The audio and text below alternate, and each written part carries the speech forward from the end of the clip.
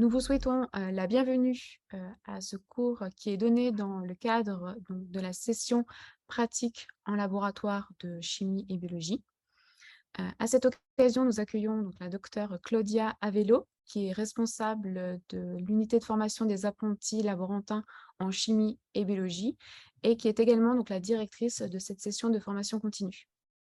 Avant d'être responsable, Claudia a eu un parcours académique où elle a travaillé et publié sur, divers projets de recherche en sciences pharmaceutiques, projets qui étaient à l'interface entre, la chimie et la génétique, moléculaire.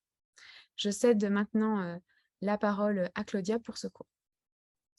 Merci Vanessa pour cette introduction très sympathique. Je profite pour souhaiter la bienvenue à toutes et à tous, et à des personnes qui se sont connectées en cours de route. On va passer un petit moment ensemble pour cette masterclass. Certains d'entre vous sont déjà venus peut-être l'année précédente, donc la session précédente. Et pour moi, c'est toujours un plaisir de partager avec vous nos contenus de formation ici à l'unité de formation des apprentis. Donc, on va sans tarder passer à notre cours qui est intitulé CRISPR-Cas9 en 2022, des techniques incontournables en laboratoire. Donc, quand on parle des techniques, on parle bien vraiment de ce qu'on fait concrètement dans les labos. Donc, dans nos objectifs pour aujourd'hui, c'est de faire un tour d'horizon des différentes techniques qui sont vraiment les techniques de base qui sont nécessaires quand on travaille avec CRISPR-Cas en recherche, principalement en laboratoire de recherche. S'il y a des personnes qui ont des intérêts sur les applications cliniques, bien entendu, on pourra en discuter après. Mais là, aujourd'hui, on va axer techniques de laboratoire pour la recherche. Cette présentation va s'organiser en deux parties. Une première partie qui va durer à peu près 40 minutes, 40 à 45 minutes, qui est les cours à proprement parler. Pendant ces cours, nous allons avoir une introduction sur les systèmes CRISPR-Cas9 et on discutera des étapes d'une expérience cellulaire qui utiliserait la technologie CRISPR-Cas. Et là-dedans, on va faire un tour sur ces 6 aspects, donc les designs d'expérience, la culture cellulaire, les designs d'ARN guide, le clonage, la transfection et les tests en downstream, donc tous les tests par exemple sur les protéines. Pour être sûr que vous avez bien compris et bien regardé cette vidéo, on va faire un petit quiz qui reste anonyme à la fin de la présentation, mais je vous titille déjà, soyez attentifs à ce qu'on présente. On vous proposera un petit quiz à la fin de la présentation. Et on aura un petit temps pour les questions-réponses aussi. À ces moments-là, on pourra éventuellement vous autoriser d'activer les microphones. C'est parfois plus sympathique que de poser toutes les questions dans le chat. Vous pourrez aussi poser des questions dans le chat, il n'y a aucun problème. On verra le moment venu. Il y a une deuxième partie qu'on vous invite à rester quelques minutes pendant lesquelles on va vous présenter notre programme de formation continue, qui est un programme de formation pratique, essentiellement pratique, et qui est en lien avec ces 6 points qu'on présente aujourd'hui. Donc, peut-être que vous serez intéressé à découvrir notre offre de formation et on sera également à disposition pour répondre à toutes vos questions. Donc voilà, nous allons commencer à voir ce qui est CRISPR-Cas. Donc, c'est très drôle parce que souvent, je demande aux gens, est-ce que vous savez ce qui veut dire CRISPR? Qu'est-ce qu'il veut dire? Puis les gens, ils ont tellement entendu parler, ils ne savent pas vraiment ce que ça veut dire. Et bon, c'est effectivement un nom à rallonge. Donc, si vous voulez, je vous laisse le soin de le regarder ici. Clusters of regularly spaced interspaced short palindromic repeats. Je ne vais pas vous demander de mémoriser tout ça, mais quels sont ces clusters et d'où ça vient et pourquoi c'est si connu et si important? Eh bien, en réalité, les systèmes CRISPR, les systèmes CRISPR-Cas9, il existait déjà dans les génomes des bactéries. Ça faisait partie de leur système immunitaire. Donc, si vous regardiez dans le système, dans le génome bactérien, on avait remarqué qu'il y avait des séquences répétitives ici et qui étaient, on va dire, intercalées par des spacers, qui étaient des séquences de quelques nucléotides dans ces génomes, ainsi que d'autres séquences qui codaient pour des protéines. Donc, on a la Cas9, mais on a d'autres protéines aussi qui ont des fonctions similaires, hein, Cas1, Cas2, ainsi de suite. Et on connaissait déjà ces protéines, on ne savait pas exactement quel était le rôle de ces spacers, de ces répétitions. Eh bien, il a été découvert que finalement, tout ça faisait partie d'un système de défense immunitaire pour aller reconnaître une séquence dans le génome viral, par exemple, et pouvoir adresser une protéine qui est la Cas9, qui a la capacité de détruire ces matériels génomiques. Donc, c'est une manière de se défendre, en fait, de ces organismes. Ensuite, ce qui est super intéressant et pourquoi CRISPR-Cas9 est devenu super connu, c'est que nous avons pu appliquer cette technologie, donc ce fonctionnement à des cellules eucaryotes, notamment des cellules des mammifères.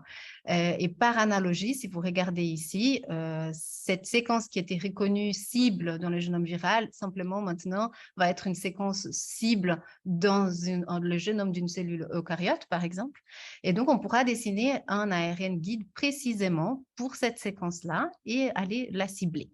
Donc, voilà, dans les grandes lignes, comment se constitue le système CRISPR-Cas9.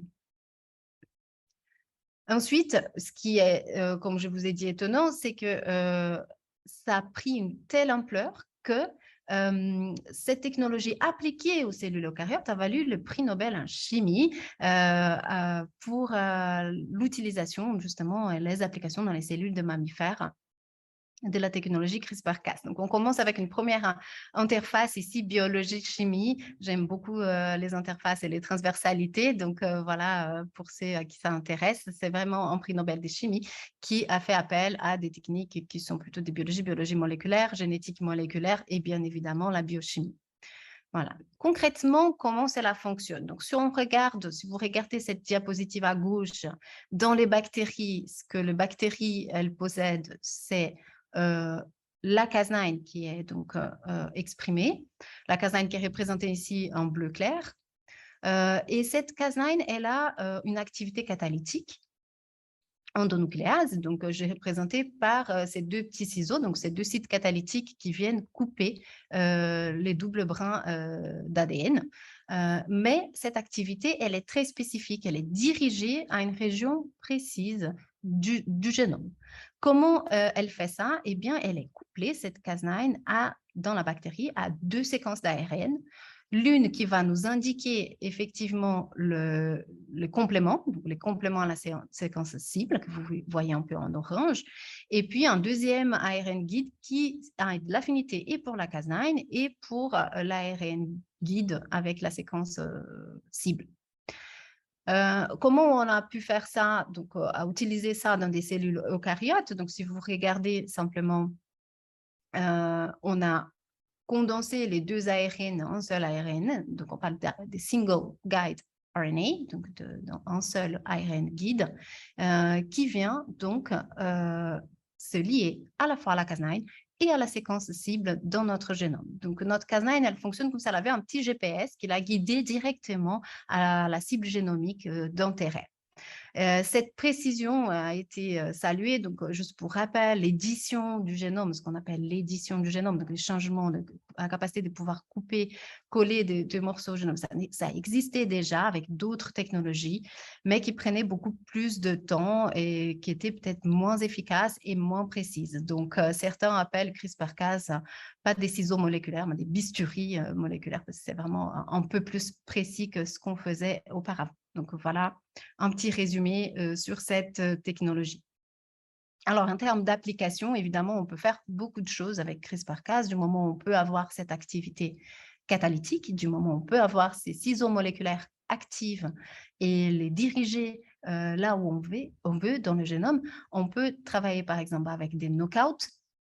Donc, si on coupe le matériel génomique sur l'exon d'un gène, par exemple, on va pouvoir, la cellule, elle a des mécanismes de réparation. Seulement, si on ne corrige pas ces mécanismes de réparation, c'est un mécanisme qui va réparer de façon erronée ces gènes et la plupart du temps, ça résulte en perte de fonctionnement du gène, que ce soit dans sa transcription ou éventuellement jusqu'à la traduction d'une protéine qui est complètement inactive ou complètement fausse qui va être éliminée par l'organisme.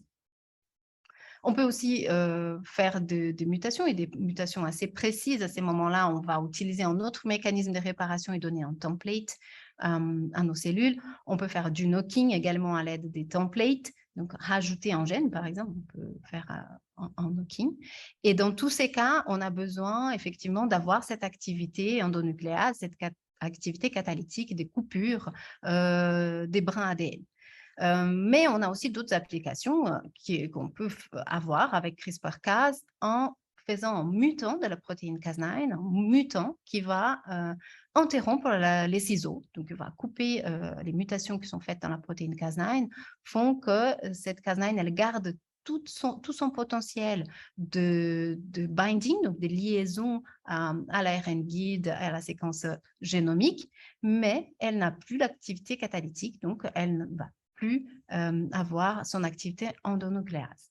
En quoi ça peut être intéressant? Eh bien, on peut coupler à cette Cas9, encore une fois, cette Cas9 morte, qu'on appelle la dead Cas9, on peut la coupler à un régulateur pour des utilisations diverses. Donc, on peut activer la transcription d'un gène endogène, donc un gène qui d'habitude n'est pas exprimé dans une cellule, mais qui y est dans son génome. On peut activer son expression.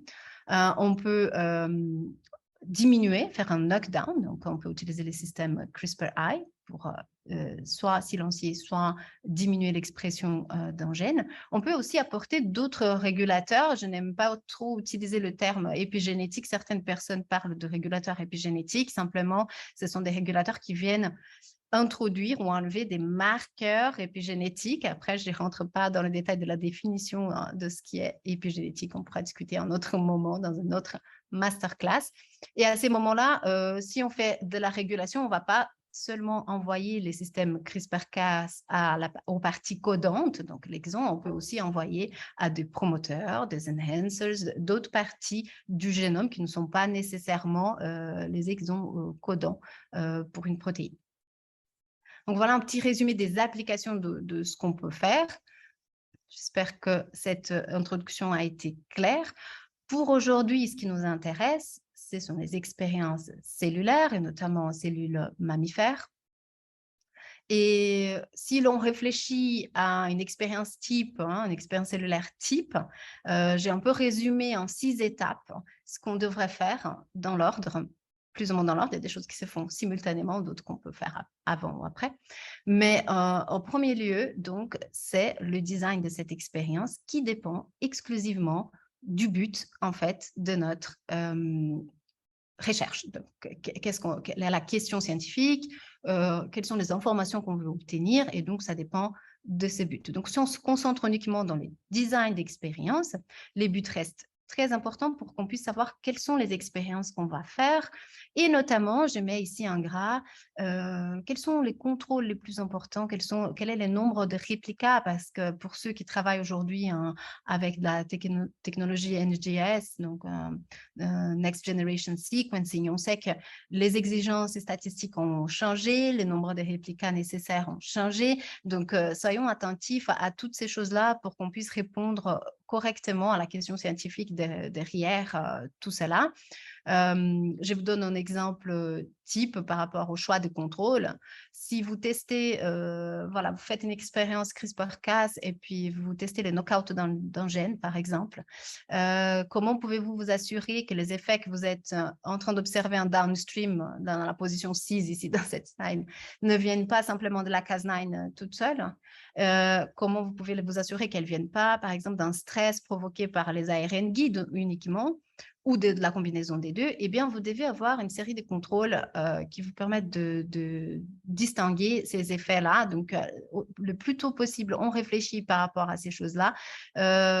Plus efficace on l'est, puisqu'on peut faire les expériences sans devoir répéter autant de fois parce qu'on doit rajouter de contrôles dans les expériences. Donc, depuis le départ, on a tous les contrôles nécessaires. On va faire nos réplicas, le nombre de réplicas nécessaires, sans devoir reprendre nos expériences. Donc, ça, c'est un conseil d'amis, je dirais. Et puis, pour ceux qui sont intéressés, nous avons parlé de cette problématique lors de notre dernière masterclass qui est disponible avec ces liens-là. Nous pouvons partager ces liens avec vous dans les chats. Vous allez recevoir également cette présentation, donc ne vous inquiétez pas, les liens, il est un peu à rallonge, celui-ci. Vous allez les recevoir également si vous avez envie de consulter. Donc, c'est une masterclass qui a été enregistrée également et que vous pourrez visionner, voire révisionner.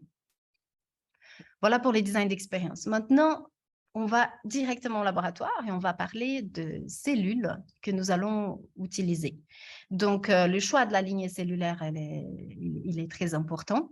Et une fois on a choisi la lignée, il faut qu'elle soit représentative du modèle qu'on souhaite investiguer. Une fois qu'on l'a fait, eh bien, il va falloir peut-être avoir ces cellules en culture selon les nombres d'expériences qu'on doit faire. Donc, nous, on s'intéresse énormément à la culture cellulaire. Et quels sont les facteurs qui sont importants à ces moments-là? Eh bien, déjà, savoir quel type de cellules vous avez. Donc, nous avons par exemple, là, je cite 3 types de façon très générale, hein. Donc, nous avons des cellules immortalisées, ce sont des cellules qui prolifèrent très rapidement. On arrive à les garder si l'on veut pour toujours. Seul hic, c'est le nombre de passages. Donc, même les cellules immortalisées, on essaye d'avoir des cellules de qualité, on parlera après, mais avec un numéro de passages relativement bas, parce que ces cellules, sinon, elles vont commencer à se différencier et elles vont énormément changer. Ça va poser un problème en termes de reproductibilité, donc, que nous avons aussi beaucoup parlé dans notre première masterclass. Voilà, donc si vous travaillez avec une cellule immortalisée, l'avantage, c'est qu'elles sont peut-être un peu plus faciles à travailler avec, parce qu'on arrive à les reproduire facilement. Par contre, il y a ces petits bémols, c'est que peut-être vous n'allez pas reproduire vos résultats de recherche parce qu'à un moment donné, il y a une différenciation. Donc, à rester attentif pour pouvoir valider vos résultats de recherche. Ensuite, nous pouvons travailler avec des cellules primaires en culture. Il y en a certaines qui sont aussi disponibles commercialement, hein, on peut les acheter. Par contre, là aussi, vous n'arriverez pas à un numéro de passage très loin, donc ce sont des cellules qui ne sont pas immortalisées, donc le travail est un peu plus délicat, donc la résistance de ces cellules également aux procédures de transfection, traitement et autres reste restreinte, donc il faudra être attentif au type de cellules. On peut également travailler sur des prélèvements, soit sur des animaux, et soit sur des échantillons cliniques éventuellement. Et à un moment donné, peut-être qu'il faut les garder en culture, donc bien choisir les conditions. Alors là, c'est vraiment les conditions des cellules qui viennent d'un prélèvement, elles sont beaucoup plus strictes pour que ces cellules survivent que des cellules qui sont immortalisées. Donc toujours rester très attentif par rapport à quel type d'échantillon vous avez quand vous allez réaliser une expérience du type CRISPR-Cas. Voilà. Ensuite, c'est faire attention aux conditions de culture. Donc, en premier lieu, quelle atmosphère est nécessaire pour cette culture. Donc, sachez qu'il existe différents types d'incubateurs pour cellules. Dans la mesure du possible, ils vont maintenir une température constante qui est la température adéquate pour ces cellules. En général, on est aux 37 degrés. Sachez que selon votre expérience, vous voulez peut-être exposer vos cellules à des conditions plus ou moins extrême, en heat shock ou quelque chose comme ça. Donc, peut-être que cette température pourra être changée. Mais par contre, vous avez un incubateur à cellules qui stabilise cette température à l'intérieur de l'incubateur, peu importe s'il fait froid ou s'il fait chaud dans votre salle. Vous avez aussi besoin probablement de CO2 ou certaines cellules n'ont pas besoin de CO2. Donc, il faudra bien vérifier quels sont les besoins de vos cellules, qu'elles proviennent de cellules en culture, de bases de données ou des prélèvements. Renseignez-vous sur les conditions de culture de votre lignée. Et puis, tous les types de suppléments qui sont nécessaires, donc des cellules différentes pendant des processus différents aussi. Par exemple, on pourrait travailler avec des cellules souches et qu'à un moment donné, on voudrait induire une différenciation de ces cellules, on va venir rajouter des suppléments ou des traitements.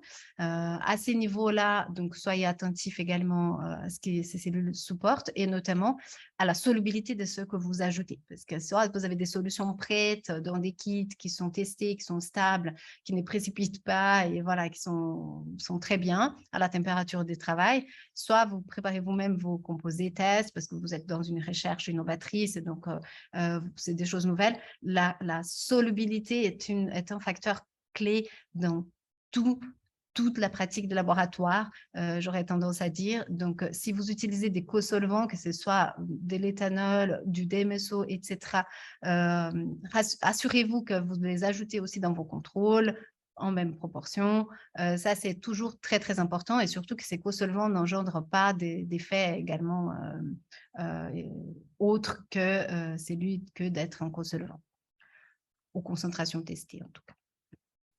Et un point qui fâche souvent, c'est la qualité de vos cellules.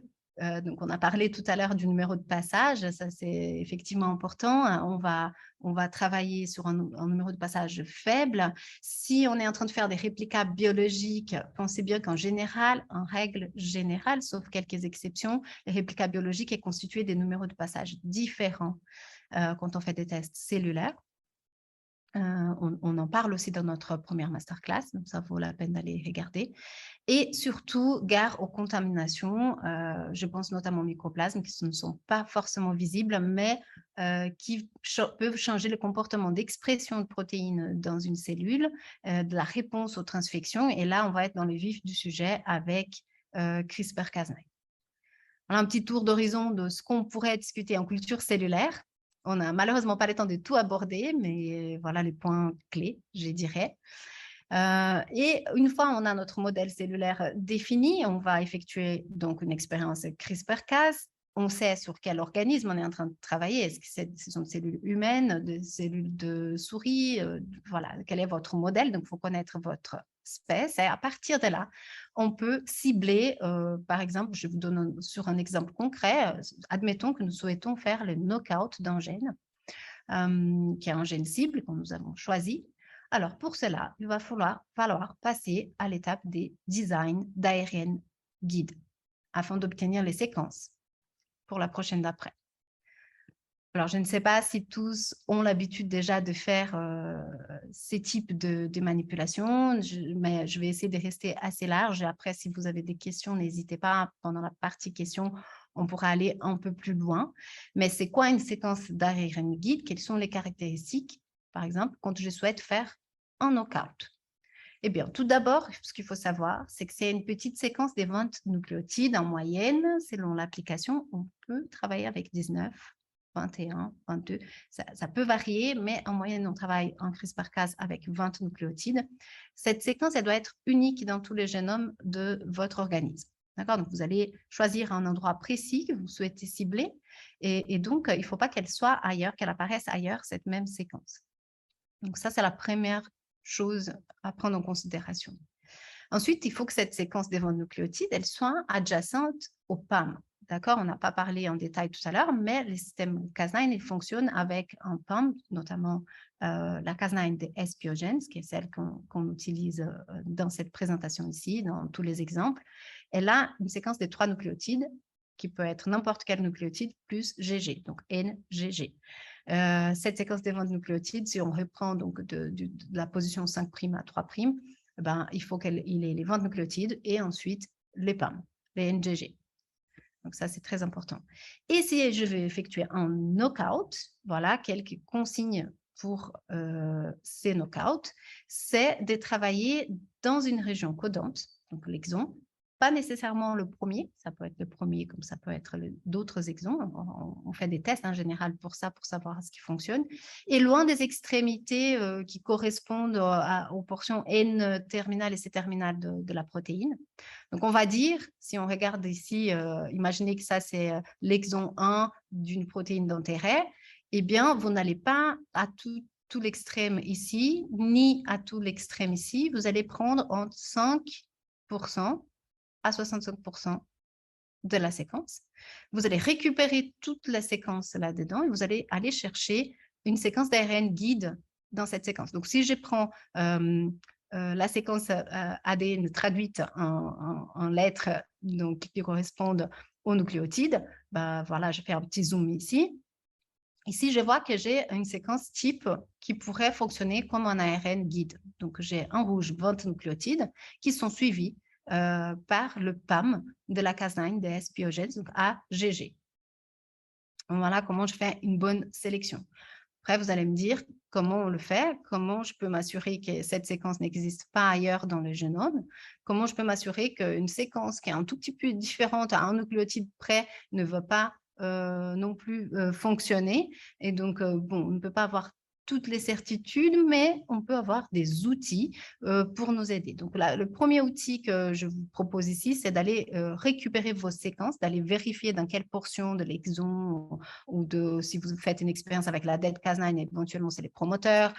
Donc, d'aller consulter les séquences génomiques à disposition dans les bases des données. Il y en a 2 qui sont très utilisées. J'ai personnellement une petite préférence par la base de données des UCSC. Je sais qu'elle est plus utilisée aux États-Unis qu'en Europe. On utilise pas mal un symbole. Elle est aussi très, très bien. Et d'ailleurs, elles ont des données qui corroborent. Donc, il n'y a aucun problème à utiliser l'une ou l'autre pour aller récupérer. Donc, comme je vous ai dit tout à l'heure, cette séquence-là, vous allez sélectionner un exon, aller chercher une petite séquence et aller obtenir les séquences. Donc là, pour ça, vous pouvez utiliser ces outils-là. Ensuite, vous prenez cette séquence-là et vous allez copier, on va dire, exporter, on va dire plutôt, sur un autre outil pour aller détecter s'il y a des ARN guides qui sont des bons candidats. Et ces outils, ils vont utiliser des algorithmes qui vont permettre de comparer pour l'espèce que vous avez sélectionnée.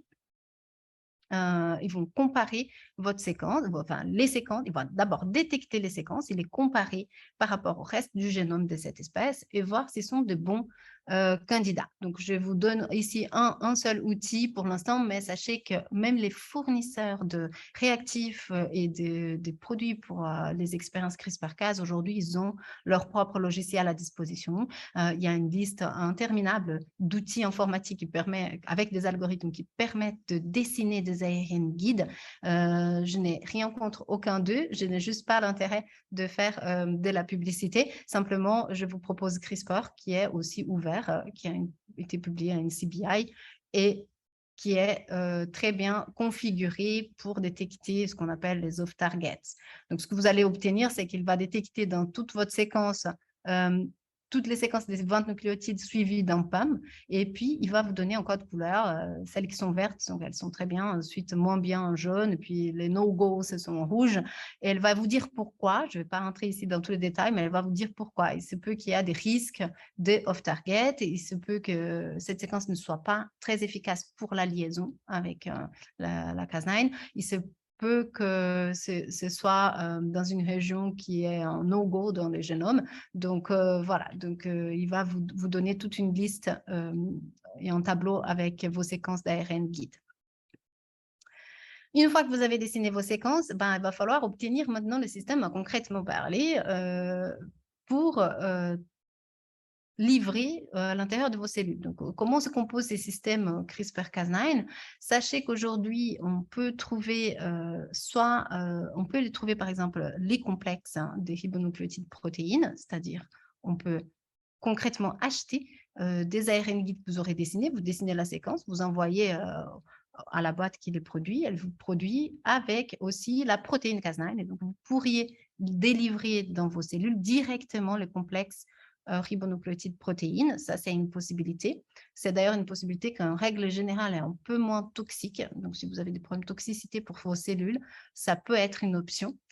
Comme les cours d'aujourd'hui parlent de technique et des choses qu'on fait, pas des choses qu'on achète, je vais vous parler aussi de l'option d'utiliser des vecteurs qu'on pourrait donc amener les séquences qui codent pour la Cas9 et pour nos ARN guides. Et pour ce faire, il faudra parfois, la plupart du temps, des étapes de clonage. Donc, pour parler du clonage, c'est quoi les clonages? On parle ici de clonage moléculaire. Eh bien, c'est, on va dire, la façon de recombiner deux morceaux d'ADN. On va parler comme ça. Là, je vous représente sous la forme d'un plasmide qui est à la base un plasmide circulaire qu'on a ouvert pour venir insérer, par exemple, la séquence d'un gène. Donc, on pourrait insérer la séquence qui code pour la Cas9, par exemple, dans un plasmide. Et ces plasmides, qui est un ADN circulaire, il peut être reproduit, augmenté, amplifié dans des bactéries, isolé et transfecter des cellules. On va parler après de la transfection, d'accord? Donc, dans ces processus de création, on appelle ça, dans tous ces processus, le clonage, on va obtenir un ADN recombinant qui est le vecteur des transcriptions, des transfections qu'on va utiliser ensuite. À ne pas confondre avec le clonage reproductif pour ceux qui se souviennent de Dolly. Ce n'est pas vraiment la même chose. Donc, on parle ici de clonage moléculaire, donc d'assembler des morceaux d'ADN. On a différents types de vecteurs. Aujourd'hui, je vais vous parler rapidement des plasmides, mais sachez qu'il existe toutes sortes de vecteurs possibles d'utilisation. Et le choix du vecteur en soi, même du plasmide en soi, va dépendre du type de cellules à transfecter. Alors attention, certains plasmides des bases, vous allez juste cloner pour ajouter une petite séquence, mais il y a toutes les autres séquences qui sont importantes, les sites, les ORF, les sites de réplication, les promoteurs. Voilà, tout ça, ça fait partie du plasmide. Soyez attentifs parce que ça peut être espèce dépendant et donc vous devez avoir les bons plasmides de base. Aussi, la nature de l'ADN, est-ce que c'est un fragment très grand que vous allez ajouter? Est-ce que c'est un fragment très petit? Donc, tout ça, c'est à prendre en considération. Et aussi du type de transfection que vous allez faire. Est-ce que vous souhaitez faire une transfection pour avoir une transfection transitoire ou bien vous voulez rendre des cellules stables, produire des lignées stables? Donc, ça aussi, ça va dépendre du type de vecteur de base, peut-être de plasmide de base que vous allez choisir pour votre expérience. Alors, allons dans le vif du sujet. Je vous donne ici quelques outils. Il y a pas mal de plasmides qui sont à disposition aujourd'hui, qu'on peut retrouver sur une base de données qui s'appelle AdGene. Donc, c'est adgene.org. Vous allez aussi recevoir, d'accord, le lien. Si vous cherchez dans cette base de données par nom, je vous dis déjà les deux plasmides que moi j'ai utilisés et testés. Donc, si cela vous intéresse, donc je vous mets les codes. Le premier, c'est celui qui est à droite. Et pour moi, il était prêt à l'emploi, c'est-à-dire il contient la Cas9 active avec une protéine fluorescente. Ils sont reliés les deux par un peptide qui va se rompre à l'intérieur même de la cellule pour libérer donc la Cas9. La Cas9 va être libérée. Par contre, la GFP, elle reste dans mes cellules et je peux contrôler les taux de transfection grâce à l'expression de la GFP. Donc ça, c'est un plasmide qui fonctionne très bien. Il peut être utilisé tel quel. Il y a aussi un plasmide qui contient donc la séquence pour exprimer les ARN guides. Pour rappel, l'ARN guide n'est pas seulement les 20 nucléotides, mais on a besoin aussi du reste de la loupe qui vient faire la connexion avec la Cas9 également. Et donc, en fait, ces plasmides contiennent les tout, sauf la séquence des 20 nucléotides. Donc, pour vous, vous devez ajouter cette séquence et pour le faire, vous devez utiliser une méthode de clonage. Donc, voilà, qu'est-ce qu'on peut dire sur les clonages? Il y a plusieurs étapes pendant le clonage. La première étape, c'est d'obtenir des fragments. Donc, les plasmides des bases dont je vous ai parlé tout à l'heure, qui contient les séquences d'ARN guide, sans les 20 nucléotides, vous allez devoir le linéariser. Donc, vous allez faire la première étape, 1.1, linéarisation. Et vous devez produire un fragment, vous devez créer un fragment, en général fait par PCR. Dans le clonage, de façon générale, il y a d'autres méthodes aussi pour le faire. Pour ensuite venir l'ajouter. Donc, vous allez créer votre fragment et vous devez l'ajouter. Donc, l'ajout d'un insert en clonage peut se faire par différentes méthodes. Ici, aujourd'hui, je partage avec vous une option qui marche très bien quand il s'agit de faire du clonage d'ARN guide, c'est l'assemblage Gibson. Surtout, parfois, nous avons des vecteurs qui contiennent les deux, qui contiennent, par exemple, et la Cas9 et la séquence ARN guide. Et parfois, nous voulons faire une petite modification dans la Cas9 et en même temps, insérer un ARN guide. À ces moments-là, ce sont plusieurs fragments qu'on va venir ajouter et l'assemblage Gibson peut rendre le tout très efficace et beaucoup plus rapide dans ce travail-là. Ensuite, nous devons faire la transformation de cellules. Une fois que j'ai mon plasmide recombinant, je vais prendre des bactéries et je vais les transformer pour insérer ces plasmides recombinants. Je vais les amplifier également. Et quand je les aurai fait pousser, ces bactéries qui contiennent ces nouveaux plasmides, je vais aller sélectionner des colonies, donc des colonies qui poussent dans une boîte de pétri pour venir donc les mettre en culture. On imagine qu'ici, on a un seul clone, donc voilà, pour obtenir mes plasmides et faire la purification du vecteur recombinant. Donc ça, pour les étapes principales d'un clonage. Maintenant, nous avons besoin de quoi exactement pour faire un clonage? Je vous ai dit qu'il y a tous les matériels techniques, ces étapes des laboratoires, mais sachez que vous allez devoir bien dessiner vos nucléotides pour créer vos fragments, et donc vous devez pouvoir analyser vos séquences. Donc, pour analyser, pour obtenir des vecteurs, dans un premier temps, comme je vous ai dit tout à l'heure, vous allez peut-être sur AdGene, d'accord, vous pouvez les acheter, vous pouvez les produire, ces vecteurs chez vous, et vous pouvez, depuis AdGene, obtenir aussi la séquence complète de ces plasmides que vous venez d'acheter. Ensuite, vous allez devoir analyser. Donc, vous pouvez importer cette séquence directement dans un logiciel qui vous aide à analyser ces séquences. Donc là, je vous propose deux options, Benchling et Serial Cloner. Nous, on travaille beaucoup pendant notre formation continue en pratique, on fait la pratique, on utilise ces logiciels, on apprend à les utiliser. Malheureusement, aujourd'hui, on n'a pas tout le temps de le faire, mais si vous voulez un autodidacte, regardez un tout petit peu, je vous invite, ce sont vraiment des outils très, très intéressants pour le travail avec les vecteurs, pour l'analyse des séquences des vecteurs pendant un clonage. Voilà, puis éventuellement, vous allez faire du contrôle des qualités, contrôler vos séquences, et là, vous allez faire du séquençage, envoyer vos plasmides à séquencer, vous devez les analyser. Voici un autre logiciel libre d'accès, FinchTV, qui peut peut-être vous aider aussi à analyser les séquences obtenues, les résultats obtenus, les chromatogrammes donc, de séquençage. Très bien, maintenant vous avez vos vecteurs, vous avez un plasmide Cas9, un plasmide ARN guide, et vous voulez livrer ces plasmides à l'intérieur de vos cellules. Pour ce faire, on va utiliser une méthode qui est la méthode de transfection, et dans le but d'obtenir le résultat final qui est les knock-out de vos cellules.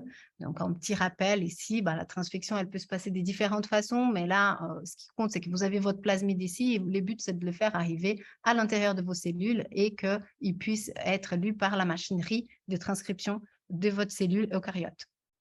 Donc, pour la plupart du temps, on va utiliser un réactif. Donc, là, c'est un exemple. On combine un réactif avec les plasmides qui va les rendre plus facilement pénétrables dans les cellules. Sachez que l'ADN a une charge qui est incompatible avec la charge de la membrane cellulaire. Donc, si on le met tout seul, il ne va pas tellement entrer. Donc, il va falloir quelque chose d'autre pour induire l'entrée de l'ADN dans la cellule jusqu'à l'arrivée au noyau cellulaire. Dans ces méthodes de transfection, donc on a une liste des choses, des techniques plus connues, simples, bon marché, peut-être un peu moins efficaces, jusqu'à des choses un peu plus efficaces comme l'utilisation de liposomes, donc la lipofection, et d'autres réactifs qui ont les mêmes effets. Nous avons aussi des méthodes physiques. Donc, sachez que si vos cellules sont vraiment très difficiles à transfecter, peut-être que vous avez besoin de quelque chose d'un peu plus fort. Donc, l'électroporation, dans ces cas, est une recommandation. Nous avons aussi la micro-injection, notamment, c'est plutôt utilisé aussi pour les embryons. Donc, quand on veut faire transformation d'embryon, avec toutes les questions éthiques les précautions éthiques qui doivent être prises en amont. Là, j'ai fait une petite parenthèse, et des personnes qui mettent ça dans des méthodes biologiques, c'est-à-dire d'infecter ces cellules avec des virus qui contiennent les séquences qui vont s'insérer dans le génome de votre cellule. Donc, l'infection par adénovirus, l'antivirus. Le nom le plus correct de cette méthode, c'est la transduction par la transfection. Par contre, on peut transfecter des fragments dans l'antivirus, par exemple, pour que l'antivirus se construise à l'intérieur de la cellule et que vous arriviez à une transduction. Donc, soyons attentifs à quelque chose ici. C'est que si vous avez, par exemple, dans vos cellules qui sont en culture, il faudra savoir si vos cellules sont,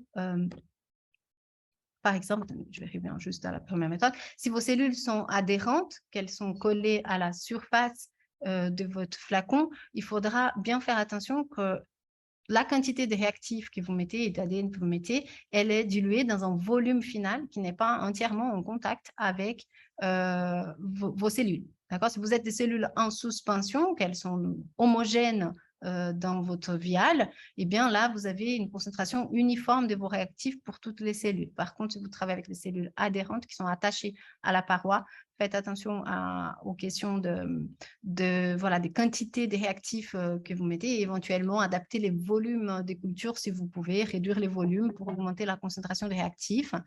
voire les contraires, si vos cellules sont trop sensibles, diminuer la quantité de réactifs. Donc, voilà, quelques points qui peuvent être intéressants. Eh bien, vous avez effectué votre transfection et vous voulez maintenant savoir qu'est-ce qui s'est passé. Est-ce que j'ai eu vraiment un knockout? Est-ce que ces knockouts a un rôle sur d'autres protéines? Quels mécanismes sont impliqués? Donc, ça, ce sont toutes des analyses downstream à cette transfection. On ne va pas entrer dans les détails ici. J'aimerais juste vous parler de l'analyse des protéines puisque c'est quelque chose qu'on aborde en formation chez nous. Et là, il y a plusieurs techniques qui sont là et qu'on travaille. Donc, les SDS page, donc les gels pour séparer les protéines, ça c'est un standard. Ensuite, les techniques de Western blot, donc on peut faire des analyses semi-quantitatives sur ces protéines. Un incontournable, je dirais, c'est aussi la cytométrie en flux, qui est une méthode très bien quantitative qui permet de faire beaucoup d'analyses. Après, on va entrer dans d'autres types d'essais, des tests, des liaisons aux protéines, liaisons protéines-protéines. On peut aussi vérifier la qualité, les degrés d'acétylation, par exemple, des protéines. On peut avoir donc les spectrométries de masse, la MS de protéines. On peut aussi voir si ces protéines qui sont par exemple des enzymes, est-ce qu'elles sont toujours actives ou pas? On peut donc conduire des réactions enzymatiques et pour ça, il faut une série de méthodes de suivi, par exemple par HPLC couplé à l'AMS ou couplé à l'UV. Donc, ce sont des techniques très utilisées en chimie d'ailleurs, mais qui ont un rôle de plus en plus important en biologie moléculaire pour les analyses. Voilà. Avec ça, nous avons fait un peu un tour rapide sur différentes étapes d'une expérience CRISPR-Cas9 avec des cellules. Et là, pour voir si vous avez retenu un tout petit peu l'information, je vous invite à remplir un petit quiz sur ce qui a été présenté aujourd'hui. Je vais vous lancer un sondage, donc vous allez avoir le temps, vous allez recevoir sur votre écran. Vous avez un lot de 6 questions.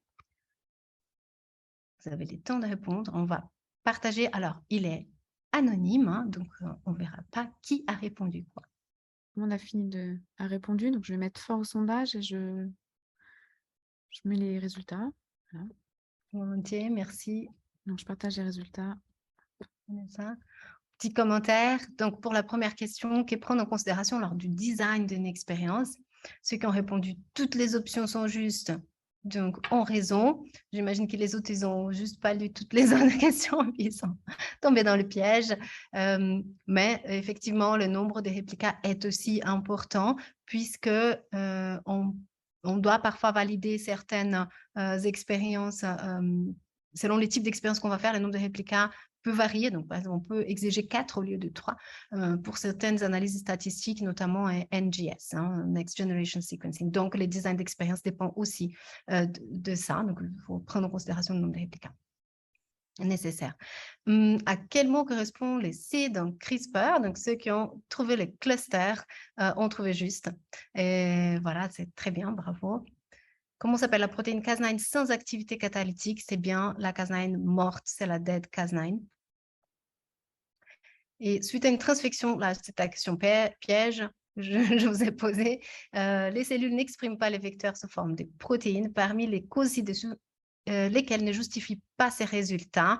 Eh bien, les cellules sont mortes, donc ça peut, peut-être que vous n'avez pas vu, vous êtes en train d'analyser, mais si vos cellules sont mortes, elles sont mortes avant même la transfection, peut-être que ça peut être une cause d'une transfection qui n'a pas marché. Si vos cellules sont contaminées, ça peut être aussi une cause, donc les mycoplasmes notamment peuvent changer complètement les données de la capacité des cellules à être transfectées et à exprimer les protéines transfectées. Il fait chaud et la salle d'incubateur à cellule n'est pas climatisée. Théoriquement, ça ne devrait pas être une raison puisque l'incubateur devrait prendre le relais et maintenir la température nécessaire aux cellules. Donc, normalement, c'est ça la réponse juste, c'est les facteurs qui ne seraient pas en cause en principe, à moins que votre incubateur soit lui, endommagé. Mon vecteur contient une séquence erronée, ça peut être une cause également à problème. Donc, si vous n'avez pas la bonne séquence, votre transfection ne fonctionne pas, la transfection fonctionne, mais vous n'avez pas l'expression de la bonne protéine parce que la séquence est erronée. voilà, le point 5, vous avez des cellules difficiles à transfecter. Quelle méthode de transfection choisissez-vous en priorité? Électroporation, c'est une très, très, très bonne option. La liposuction peut éventuellement marcher, mais je dirais, si elle ne marche pas, voilà, ne perdez pas trop de temps à aller sur une technique électroporation. Sachez que la liposuction, elle peut être combinée à une méthode physique. La liposuction, par exemple, il y a des réactifs qui ont des billes magnétiques. Et donc, si vous avez, par exemple, des cellules adhérentes qui sont au fond d'une boîte, vous placez ensuite, vous ajoutez les réactifs de transfection avec vos plasmides, il est en solution, et puis après, vous posez sur une plaque magnétique, et puis ça va attirer tous les réactifs vers le fond. Donc, vos cellules sont adhérentes et elles sont toutes concentrées sur la surface, au fond de votre boîte, par exemple ici, eh bien, tous les réactifs vont venir se déposer, donc on peut avoir aussi une augmentation de la liposuction. Et enfin, est-ce que l'HPLC est une technique utile aux biologistes? C'est vrai. Donc, une personne pense c'est vrai, elle peut être très, très utile pour la séparation donc de molécules qu'on veut doser, mesurer, tester pour interpréter des données biologiques. Donc, j'insiste un peu sur ces points-là et je vous remercie infiniment d'avoir répondu au quiz. Maintenant, passons aux choses sérieuses. Et j'ouvre un peu la séance à des questions. Je vous invite également à rester après ces questions connectées parce qu'on aura quelques minutes seulement pour vous présenter notre séance de formation continue. Donc, on va vous autoriser à réactiver les sons si quelqu'un souhaite soit lever la main, soit réactiver votre micro, soit poser la question dans le chat. On est à votre disposition. Il y a une question, il y a quelqu'un qui a levé la main. Oui. Bonjour. Bonjour. Merci beaucoup pour la présentation, c'était très clair. J'aurais souhaité savoir, j'ai peut-être loupé le point, mais une fois qu'on a réalisé notre transfection, mettons par électroporation, pour sélectionner vraiment les cellules qui ont incorporé le plasmide, enfin, j'imagine on peut faire une sélection avec des antibiotiques si le plasmide il contenait un gène de résistance. On peut le voir également si ça contenait de la GFP. Quel est votre avis concernant la création, enfin, je vais peut-être parler de clones cellulaires, je ne sais pas si c'est vraiment ça, mais voilà, d'établir, dans le cas par exemple de cellules immortalisées, d'établir une vraie lignée à partir d'une seule cellule, d'un seul des clones, et non pas la population totale. Je ne sais pas si vous avez un avis ou un retour d'expérience sur ce Oui, point. j'ai plusieurs retours d'expérience là-dessus. J'ai dû créer une lignée cellulaire aussi. J'ai trouvé que j'avais essayé d'abord avec la méthode par antibiotique. J'ai trouvé que c'était un peu long et disons, là, on ne parle pas vraiment de clone, si jamais. D'accord? Parce que le clone, il faut que ça parte d'une cellule et puis que ce soit toujours de cette même cellule que toutes les autres soient reproduites. Donc, ça, on ne peut pas parler des clones, mais en fait, on va sélectionner une population qui exprime donc notre plasmide, qui peut avoir un peu des différences entre elles. C'est normal, hein, quand on n'a pas un clone, on peut avoir un tout petit peu de différences. Donc, ça, j'ai essayé les antibiotiques. Pour moi, ce n'est pas tout de suite la meilleure option. Je pense qu'on peut utiliser par la suite. Donc, je vais vous dire comment. Moi, ce que j'ai utilisé dans mon expérience, et d'ailleurs, si vous regardez la masterclass précédente, vous verrez, j'ai utilisé beaucoup la cytométrie en flux. Et la cytométrie en flux m'a permis donc de sélectionner toutes les cellules qui exprimaient la GFP. Et en plus, en fait, on peut voir avec ce qui est très bien avec la cytométrie en flux, donc la méthode FACS, c'est qu'on peut faire du cell sorting, on peut les séparer ces cellules. On peut aussi sélectionner de fenêtres d'expression. Donc, des cellules qui expriment très peu, peut-être qu'elles ne sont pas au même stade, qu'elles ne sont pas incorporées au même stade, elles ne sont pas au même stade du cycle cellulaire. Donc, moi, j'ai priorisé donc même une fenêtre d'intensité d'expression. J'ai pris les cellules qui exprimaient en plus haut, la GFP, et j'ai fait du cell sorting et je les ai remises en culture. Après, sachant que mon plasmide avait aussi codé aussi pour une résistance antibiotique, on peut aussi se dire que si on veut garder à long terme une lignée cellulaire, on puisse rajouter constamment l'antibiotique dans le milieu de culture pour maintenir la pression de sélection sur ces cellules. Donc ça, c'est ma première expérience. Après, dans certains cas, si vous faites une expérience CRISPR-Cas, selon ce que vous êtes en train de faire, vous avez besoin d'avoir un clone. D'accord? Donc là, vous faites une mutation, par exemple, et vous voulez être sûr que c'est toujours la même mutation, exactement au même endroit, et là, vous avez besoin d'avoir un clone. Là, j'ai eu aussi un retour d'expérience, je travaillais avec des lymphocytes humains, donc je fais l'électroporation, il a fallu adapter les protocoles puisque j'avais un degré de mort cellulaire. En fait, les nombres de cellules que j'ai électroporées étaient très importants pour la réussite. Donc, j'ai dû tester différentes concentrations de cellules. C'était des cellules en suspension pour trouver la concentration optimale pour cette lignée cellulaire. Ces données sont publiées. Donc, pour les lymphocytes B, si c'est le cas, on a des données. Et puis ensuite, faire du cell sorting, du single cell. Donc, j'ai pris dans des plaques 384 puits. J'ai fait du cell sorting, une cellule par puits. Et Dieu sait comme c'est difficile de faire démarrer des cellules à partir d'une cellule, mais on a réussi. Donc, on avait 384 puits. Donc, nous avons eu une dizaine des puits qui ont fonctionné, qu'on a pu amplifier donc ensuite. Et puis, de cette dizaine, on avait 2 ou 3 qui avaient les clones d'intérêt vraiment corrects, qui a pu être détectés après séquençage. Donc voilà, je ne sais pas si j'ai répondu à votre question, mais Oui, tout à fait. En fait, c'est cette dernière méthode que j'avais déjà mise en place et qui est très fastidieuse.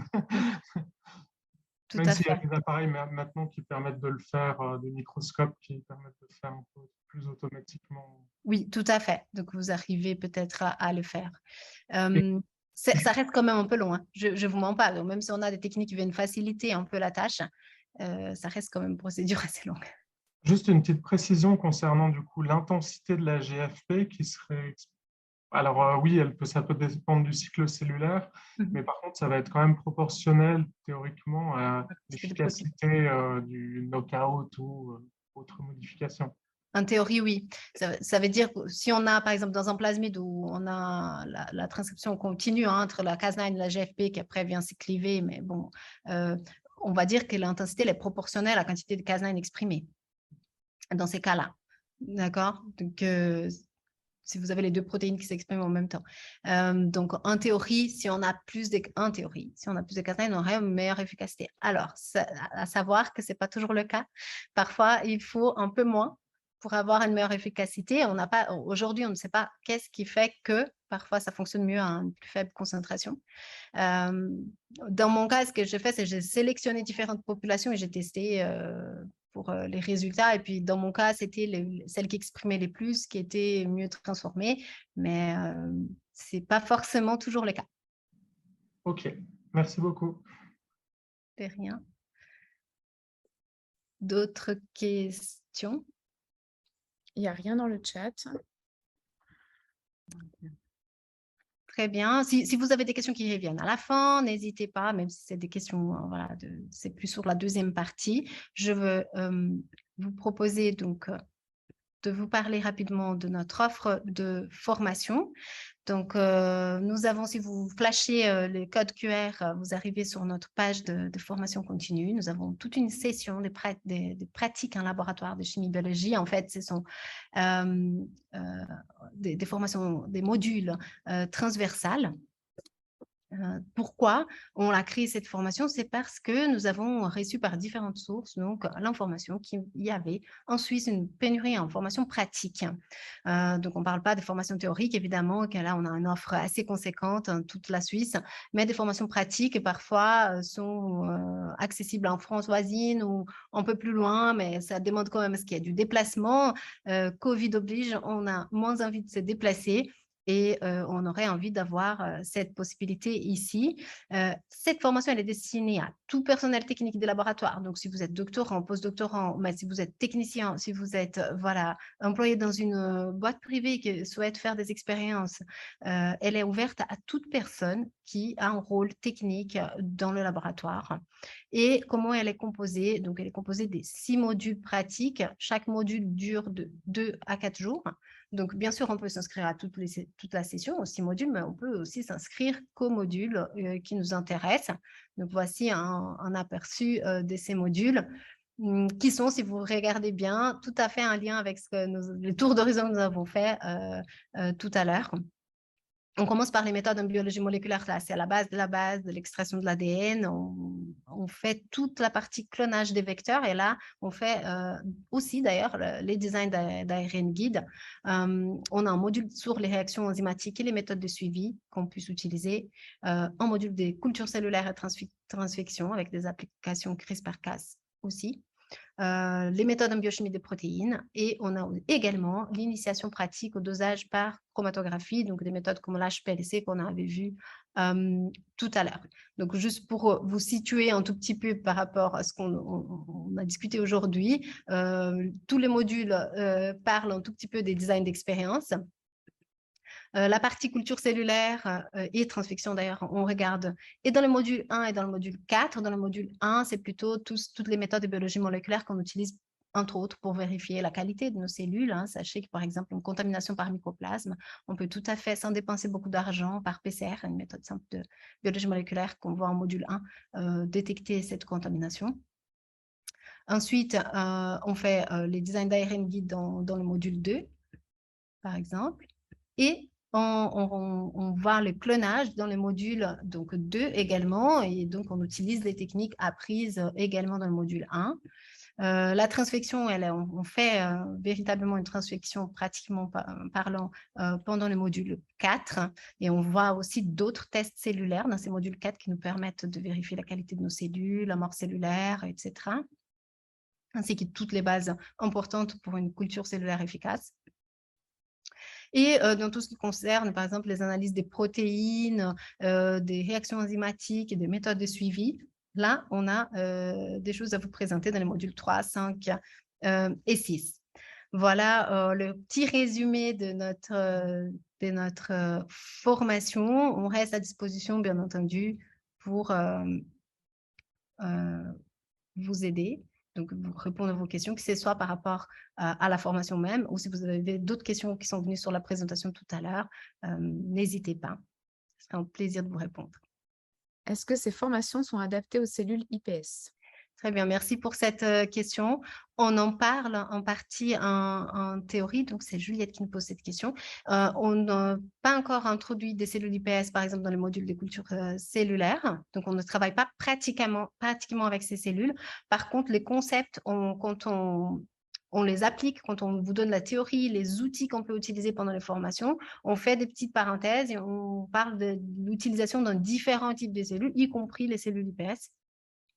Après, en pratique de laboratoire, on ne travaille pas avec les cellules iPS.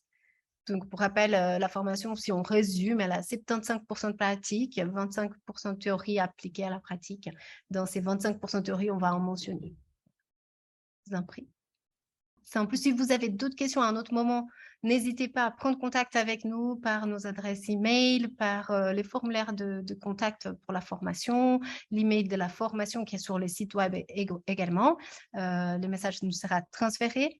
Et n'hésitez pas donc à communiquer avec nous. On est ouvert à partager nos connaissances, notre expérience également avec vous, même au-delà du cadre de la formation. Donc, je remercie également Vanessa qui est formatrice avec plusieurs années d'expérience et en recherche et en formation pédagogique, pratique en laboratoire, qui participe à ces formations. Et j'espère vous revoir, soit au moment d'une prochaine masterclass, soit dans nos cours pratiques à la prochaine session. Merci, très bonne journée à toutes et à tous.